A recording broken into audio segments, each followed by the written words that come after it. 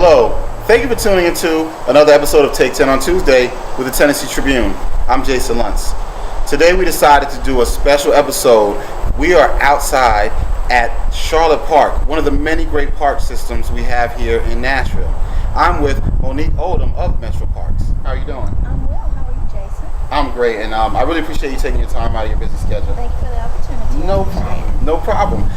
Now, before we begin, tell us a little bit about what you do with the park system and what your title is.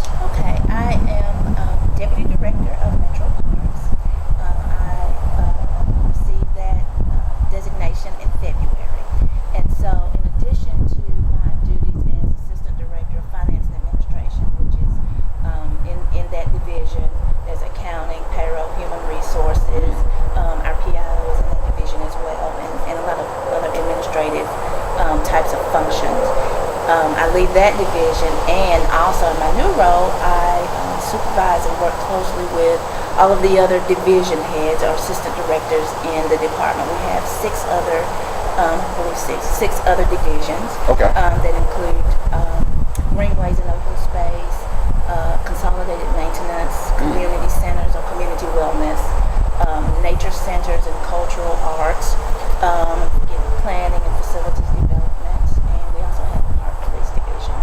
Wow. So a lot goes into, I don't think a lot of people consider it when they're walking through a park like this, right, or a large one like Centennial. That's right. How much goes into having those parks? That's right. A lot goes into it.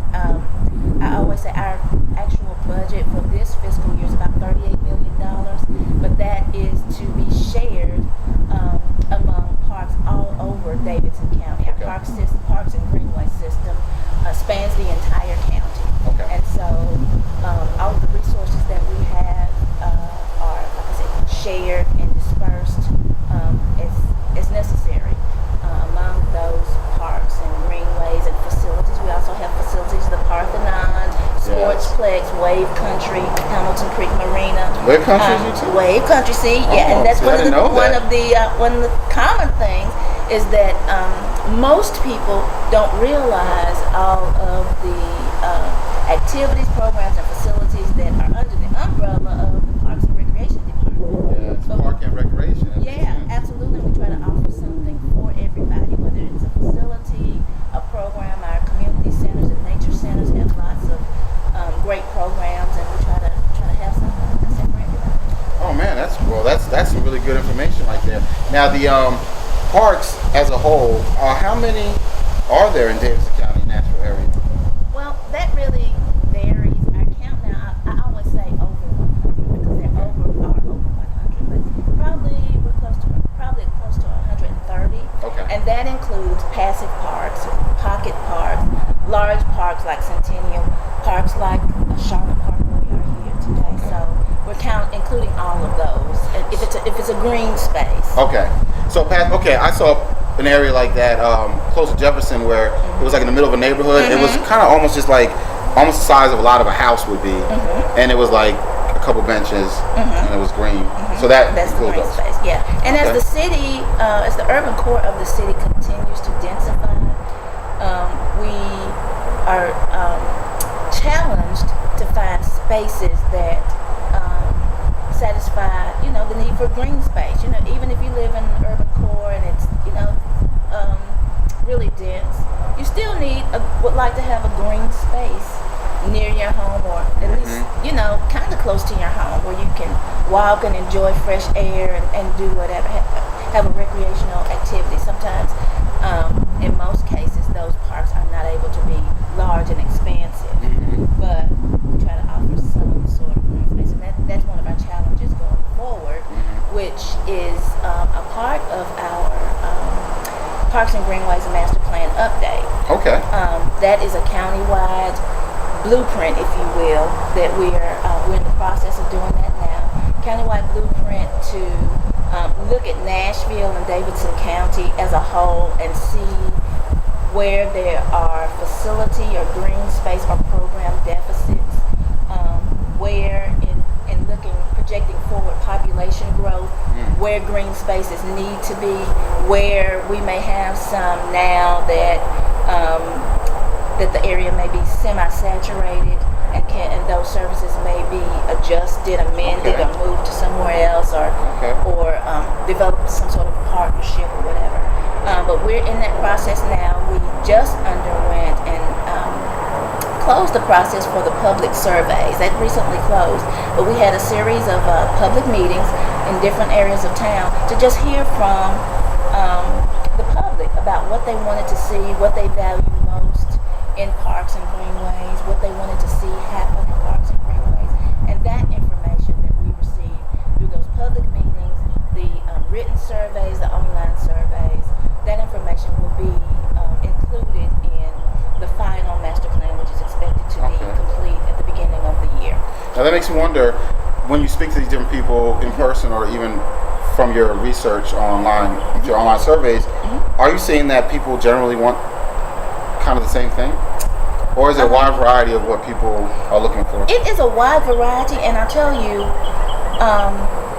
in some ways it's a wide variety, and that depends on the area of town that they live. If there are offerings, facilities there that are regularly used, that they're familiar with.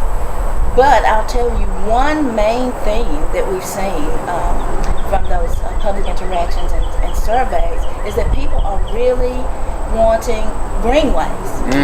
People really love the greenway system. Well, let's explain exactly what the greenway is. For us, it is it's kind of a trail, usually a paved trail. The goal is to have them connected across the city. And that takes funding, and because we have to many times buy the land from a private owner and attain the land in some way. And so when funds become available through the city, or if there are state or federal grants, we try to take advantage of those funds to purchase plots of land that are strategic, purchase them strategically so that we can connect this greenway system. And I believe the greenway system, this whole greenways system has been, I guess, in process for about 20 years now. But we have some great parcels of space where people walk. I typically use the White Creek Greenway that is closest to my house. I can access it from Hartman Park Community Center. And so my family and myself use that frequently.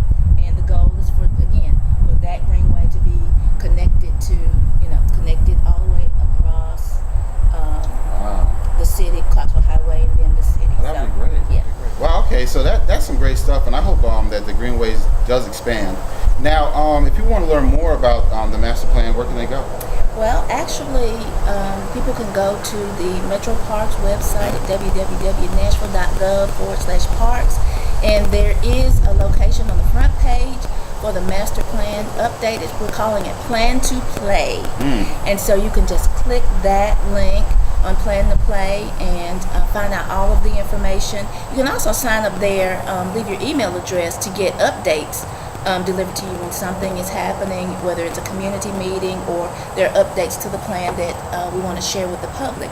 I believe there is a Facebook page where it is the information's there, and then also maybe Twitter as well. So that is a way that people can stay engaged and stay informed about their Plan to Play master plan update. I like that. Well, that's great. Well, once again, I appreciate your time today. Listen, guys, use your park. There's over 100 in the city and in our county, so please use your park, man. It's a great experience being in the outdoors and knowing that your city has provided this for you. And I really appreciate your time today. Thank you so much. Thanks a lot. And once again, you've been tuning into Take 10 on Tuesday with the Tennessee Tribune. I'll see you next time.